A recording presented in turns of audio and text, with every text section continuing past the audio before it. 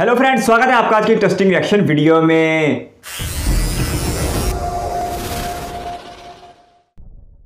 नमस्कार नहीं welcome you world affairs. मैं हूं प्रशांत धवन। नाउ रिसेंटली हमने ये देखा है कि अग्निपथ स्कीम लॉन्च करी गई है। इसको लेकर काफी एक्साइटमेंट भी है एक तरफ, मगर कई लोग इस स्कीम को लेकर खुश नहीं है। इस स्कीम में वो चेंजेस चाहते हैं। रिसेंटली हमने ये देखा कि बिहार में कई स्टूडेंट्स ने, कई एस्पिरेंट्स ने प्रोटेस्ट किया अग्निपथ स्कीम को लेकर, और एक जगह तो हाईवे को भी ब्लॉक किया गया कुछ समय तक। इसके अलावा हमने ये भी देखा है कि ऑपोजिशन पार्टीज के जो लीडर्स हैं ये भी आलोचना कर रहे हैं अग्निपथ स्कीम की। ये लोग कह रहे हैं एक ऐसे टाइम में जब इंडिया थ्रेट फेस कर रहा है ऑन टू फ्रंट, ये चाइना पाकिस्तान दोनों की बात कर रहे हैं, ऐसे टाइम में ये जो अग्निपथ स्कीम है ये आर्मी की ऑपरेशनल इफेक्टिवनेस कम कर देगी। तो इस वीडियो में हम जानेंगे कि अग्निपथ स्कीम को लेकर क्या आलोचना हो रही है और कुछ लोग यहाँ पर क्या डिमांड कर रहे हैं, और आर्मी ने क्या कहा है कि आर्मी के लिए अग्निपथ स्कीम इंपॉर्टेंट क्यों है। नाउ डिस्कस करते हैं इस टॉपिक को इन डेप्थ, मगर आगे बढ़ने से पहले आपसे पूछूंगा एक क्वेश्चन यहाँ पर यह है कि इसमें से वो कौन सी स्टेट है जिसको टॉप पोजीशन मिली है इन खेलो इंडिया यूथ गेम्स 2021। ये है यहाँ पे आपकी ऑप्शन, कर्नाटका, हरियाणा, महाराष्ट्र या फिर ओडिशा। कमेंट सेक्शन में करिए उत्तर, सही आंसर आपको मिलेगा वीडियो के एंड में। नाउ अग्निपथ स्कीम के बारे में जो बेसिक्स है ये मैं आपको इससे पहले की वीडियो में बता चुका हूं। बेसिक्स यही हैं कि 17.5 से लेकर 21 साल के जो नौजवान हैं ये इस स्कीम के अंडर कर सकते हैं एनरोल, और 4 साल के लिए ये आर्मी, नेवी या एयरफोर्स में सर्विस करेंगे। इनको एक काफी अट्रैक्टिव सैलरी पैकेज दिया जाएगा 4,90,000 के आसपास का। धीरे धीरे ये पैकेज इंक्रीज होकर 6,90,000 रुपए के आसपास हो जाएगा, और टोटल बताया जा रहा है कि एक साल में 46,000 इस तरीके से जो अग्निवीर है अग्निपथ स्कीम के अंडर इन्हें एनलिस्ट किया जाएगा इंडियन मिलिट्री में। और इस नंबर में से जो 25% अग्निवीर होंगे उनको परमानेंट नौकरी मिल जाएगी इंडियन मिलिट्री में। और भारतीय सेना के जो वाइस चीफ है, जब इनसे पूछा गया कि अग्निपथ स्कीम से भारतीय सेना को फायदा कैसे होगा, तो इन्होंने जवाब दिया है कि हमारा फोकस है कि आर्मी की जो एवरेज एज है ये कम हो जाए। अभी के लिए इन्होंने बताया कि जो एवरेज एज है आर्मी में ये 32 से 33 साल की है। अगर हम अग्निपथ स्कीम को 8 से 10 साल तक लगातार रोटेशन बेसिस पर लाते रहे तो आराम से जो एवरेज एज है ये कम होकर 26 के आसपास आ जाएगी। और इन्होंने यहां पर यह भी कहा है कि इससे भारतीय सेना और जरा फिट हो जाएगी, और आने वाले 180 दिन में ही आप देखोगे कि बहुत सी रिक्रूटमेंट्स की जाएगी अग्निपथ स्कीम के अंडर। ना दूसरी तरफ हम देखें तो जो प्रोटेस्ट हो रहा है स्कीम के अगेंस्ट, वहां पर लोग कह रहे हैं कि जो ये 25% वाला सिस्टम है ये खराब है। अगर मान लो टोटल अग्निवीर होते हैं 45,000 युवक मिलिट्री को ज्वाइन करते हैं, तो एटलीस्ट 50% रिटेंशन होनी चाहिए। 50% जो यहाँ पर युवक हैं इनको मिलनी चाहिए परमानेंट नौकरी। 25% का परसेंटेज बहुत ज्यादा कम है। उसके अलावा कई लोग यहाँ पर यह भी कह रहे हैं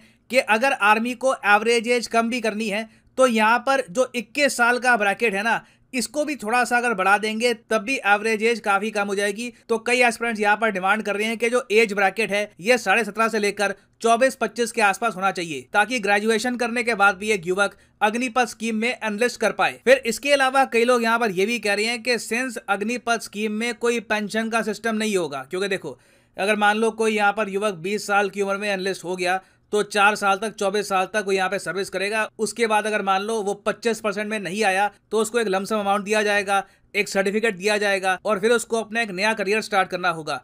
तो इस केस में लोग यहाँ पर कह रहे हैं कि जो ये 4 साल का सर्विस पीरियड है ये बहुत कम है। एटलीस्ट सर्विस पीरियड यहाँ पर होना चाहिए 7 साल का, ताकि वो युवक कुछ अर्न भी कर पाए, और जब उसको वो लमसम अमाउंट मिलेगा आर्मी से रिटायर होने के बाद तो वो लमसम अमाउंट एटलीस्ट 35 लाख के आसपास होना चाहिए।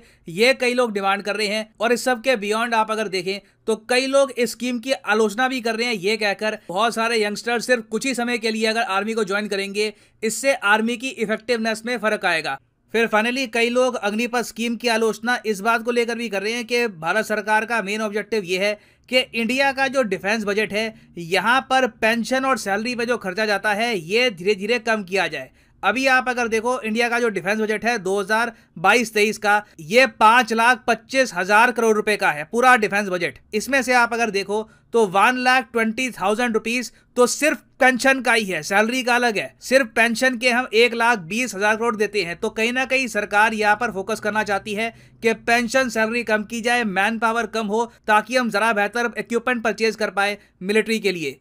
यह ऑफ कोर्स कई लोगों का आरोप है, मगर सरकार ने अभी तक ये भी नहीं कहा कि अग्निपथ स्कीम के बाद जो डायरेक्ट रिक्रूटमेंट होती है एग्जाम से, ये कम हो जाएगी या फिर ये बंद हो जाएगी। तो I think best case scenario यहाँ पर ये होना चाहिए, सरकार अगर यहाँ पर ये क्लैरिफाई कर दे कि लगातार जो रिक्रूटमेंट होती है एग्जाम के थ्रू, जहाँ पे परमानेंट जॉब मिलती है, वो अपनी जगह बनी रहेगी। अग्निपथ स्कीम साथ में एक एडिशनल कंपोनेंट है जिससे समाज में भी बहुत सारे डिसिप्लिन युवक पहुंचेंगे। क्योंकि आप सोचकर देखिए, अगर एक नौजवान 21 साल की एज में अग्निपथ स्कीम के अंडर एनरोल हो गया, तो जब वो 25 साल की एज में वापस सोसाइटी में वापस जाएगा तो वो काफ़ी डिसिप्लिन होगा, वेल मैनर्ड होगा, और साथ ही साथ उसके पास कुछ फंड्स भी होंगे अपना बिजनेस स्टार्ट करने के लिए। तो यहाँ पे अगेन मैं आपसे पूछूंगा, आपके हिसाब से ये स्कीम जो है इसको हम इम्प्रूव कैसे कर सकते हैं? अपने सजेशंस लिखिएगा कमेंट सेक्शन में, क्योंकि मैं आपको ये बता दूं, भारत की सिक्योरिटी पर अग्निपथ स्कीम का एक मैसिव इंपैक्ट आने वाला है। ना सिर्फ सिक्योरिटी पर, एक्चुअली इंडियन सोसाइटी पर भी आप अगर देखो तो इससे काफी बड़ा इंपैक्ट आएगा। तो लिखिएगा अपने सजेशंस कमेंट सेक्शन में, मैं जानना चाहूंगा आपके थॉट्स। अग्निपथ स्कीम को लेकर इंडिया भर के नौजवानों की तरफ से सख्त एहतजाज किया जा रहा है और बिहार में तो हालात इस कदर खराब है कि नौजवानों ने सड़क ब्लॉक कर दी थी, और उसके बाद जो फुटेज देखने में आई है वो इससे भी ज़्यादा दिल खराश थी कि नौजवानों ने जो नौकरी की तलाश में पिछले 2 सालों से इंतज़ार कर रहे थे इंडियन आर्मी को ज्वाइन करने के लिए, उन्होंने एक ट्रेन को भी आग लगाई है। इसके साथ साथ सियासी कायदीन की तरफ से भी इस पर अच्छा खासा एहतजाज किया जा रहा है, और INC इंडियन नेशनल कांग्रेस के एक लीडर राहुल गांधी ने भी ये कहा है कि अग्निपथ के तहत भर्तियां करने से इंडियन फौज की ऑपरेशनल जो सलाहियत है वो कम हो जाएगी। पहले अग्निपथ स्कीम पर थोड़ी सी बात करते हैं ताकि बात को समझने में आसानी रहे। 17.5 से लेकर 21 साल तक के इंडियन नौजवान इस स्कीम के तहत एयरफोर्स, नेवी या ज़मीनी फ़ौज में भर्ती हो सकते हैं, जिन्हें 4,90,000 का पैकेज दिया जाएगा, माहाना नहीं सालाना, जो बढ़ के तकरीबन 6,90,000 तक सालाना हो जाएगा। इसके साथ साथ जो इसमें काम करने का ड्यूरेशन होगा, दौरानिया होगा फौज में भर्ती का, वो सिर्फ 4 साल के लिए होगा। तकरीबन हर साल 46,000 के करीब नौजवान भर्ती किए जाएंगे। लेकिन जो इसमें सबसे बड़ा साइड इफेक्ट है जिसकी वजह से नौजवानों की तरफ से भरपूर एहतजाज किया जा रहा है, वो ये है कि इस स्कीम में अगर 100 नौजवान भर्ती होंगे तो सिर्फ 25% लोग परमानेंट जॉब हासिल कर सकेंगे, बाकी 75% लोगों को वापस घर की तरफ आना होगा। इस बात को लेकर नौजवानों में अच्छा खासा इश्तियाल पाया जाता है। इंडियन आर्मी का कहना है कि वो इस स्कीम को लॉन्च करके इंडिया में एवरेज एज जो फौज के लिए मुंतखब की गई है उसे कम करना चाहते हैं, जो इस वक्त तकरीबन 32 से 33 साल है। और इंडियन आर्मी का कहना है कि अगर 8 से 10 साल तक ये स्कीम इस तरह दोहराई जाती रही तो इंडियन आर्मी की एवरेज एज 26 से 27 बरस तक आ जाएगी। लेकिन इससे फौज की देरपा सलाहियतों को बहुत ज़्यादा नुकसान पहुंचेगा और फौज की जो ऑपरेशनल सलाहियत है वो बहुत ज़्यादा मुतासर होगी, क्योंकि 4 साल का अरसा किसी भी फौजी के लिए बहुत कम है अपने मामलात को समझने के लिए और अपनी सलाहियतों को दिखाने के लिए। शायद यही वजह है कि नौजवानों में शदीद गुस्सा पाया जाता है। इसके साथ साथ इंडियन फौज का कहना है कि अग्निपथ स्कीम के तहत फौज मजीद फिट हो जाएगी, क्योंकि एवरेज एज जो है वो कम कर दी जाएगी। लेकिन एतराज़ करने वालों का कहना है कि 25% को मुस्तकिल करना और 75% को वापस घर में भेज देना बहुत गलत होगा।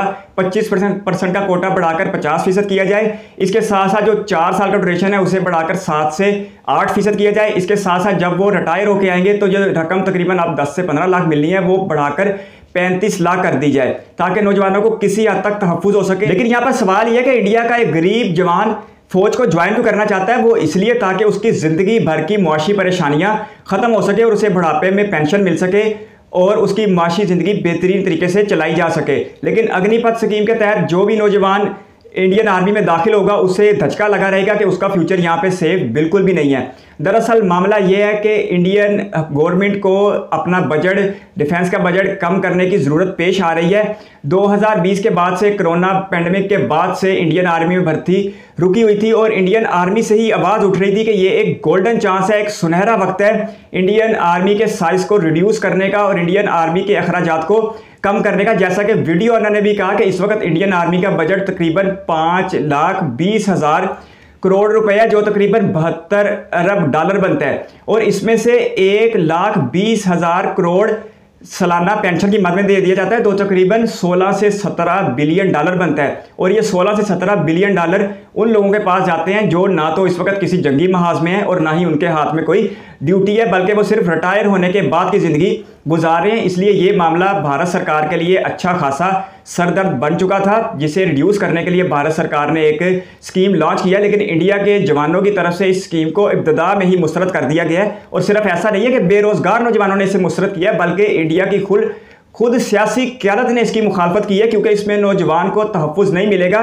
और जिस नौजवान को मुआशी तहफ़्फ़ुज़ नहीं मिलेगा वो दिल जमी के साथ अपने देश की हिफाजत भी नहीं कर सकेगा। इसके साथ साथ वीडियो ऑनर ने कहा कि अगर एक बंदा 4 से 5 साल की आर्मी ट्रेनिंग लेकर माशरे में लौटेगा तो वो बड़ा डिसिप्लिन होगा। इसमें कोई शक नहीं कि उसको फौज में रहने की वजह से उसकी तर्ज ज़िंदगी बेहतर हो चुकी होगी, लेकिन वो दूसरी तरफ बड़े ज़हनी तनाव का शिकार भी होगा, क्योंकि अगर 26-27 साल की उम्र में वो वापस आएगा तो उसे अपनी बाकी की ज़िंदगी की मुआशी परेशानियां तंग कर रही होंगी। एक ऐसा नौजवान जो तकरीबन 4 से 5 साल फौज में काम करके आएगा, वो कैसे बाद में सिक्योरिटी गार्ड की छोटी सी जॉब कर लेगा, इसलिए उसके लिए ज़िंदगी भर का सफ़र मज़ीद मुश्किल हो जाएगा। इससे पहले भी अपनी कई वीडियो में कह चुका हूं कि इंडिया जैसी इकॉनमी आज भी $72 बिलियन का बड़ा डिफेंस बजट अफोर्ड नहीं कर सकती, और इसे रिड्यूस करने की ज़रूरत है। और इसी प्लानिंग को आगे बढ़ाने के लिए मोदी सरकार ने ये एक स्टेप उठाया है। इंडिया को अब ये सोचना होगा कि आखिर उसे अपनी फौजी दिफाई सलाहियतों को महदूद करना चाहिए, और या कम से कम उसे इस हद तक ले जाना चाहिए कि इतना ज़्यादा मैशत में बोझ ना पड़े